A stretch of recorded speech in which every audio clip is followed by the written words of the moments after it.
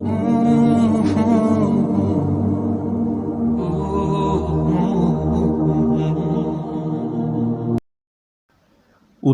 ہو اللہ سے باتیں کرو، خوش ہو اللہ کا شکر ادا کرو، مشکل میں ہو اللہ سے مدد مانگو۔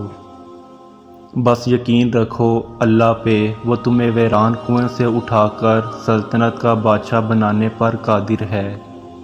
بیمار صحت یاب ہو جاتے ہیں، کھوئے ہوئے مل جاتے ہیں، مشکلیں آسانیوں میں بدل جاتی ہیں اور غم خوشیوں میں بدل جاتے ہیں۔ شک سب میرے اللہ کے حکم سے ہوتا ہے۔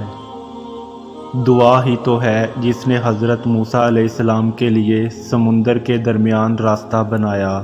دعا ہی تو ہے جس نے حضرت ابراہیم علیہ السلام کے لیے آگ کو ٹھنڈا کیا۔ تمہارا کام صرف دعا کرنا ہے، وسیلے اللہ خود بناتا ہے۔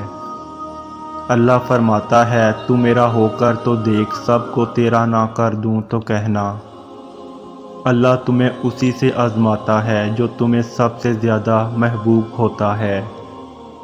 وہ تمہیں تمہاری ہی من پسند چیز کے ہاتھوں بے بس کر دیتا ہے، اور پھر وہ بے بسی تمہیں کہیں سجدہ کرواتی ہے تو کہیں فریاد لے کر حالی جولی پھیلاتی ہے۔ ناممکن اللہ کے لیے کبھی بھی کچھ بھی نہیں ہوتا، وہ ناممکن بس تمہارے لیے بناتا ہے۔ پھر جب تم مانگنے کا تسلسل نہیں توڑتے، تب وہ بھی دینے کے وسیلے بناتا ہے۔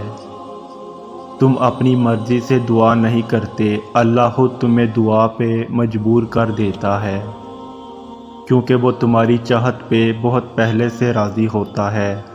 آزمائشیں تو بس بہانہ ہوتی ہیں، بس پھر تمہارے ہاتھوں کے دعا میں اٹھنے کی دیر ہوتی ہے کہ نصیب موڑ دیا جاتا ہے۔ جب اللہ نے نوازنا ہوتا ہے تو ہاتھ خود بخود دعا کے لیے اٹھنے لگتے ہیں۔ وہ اپنے بندے کو آزمائش میں ڈال کر وہاں سے راستہ نکالتا ہے جہاں سے انسان نا امید ہو جاتا ہے۔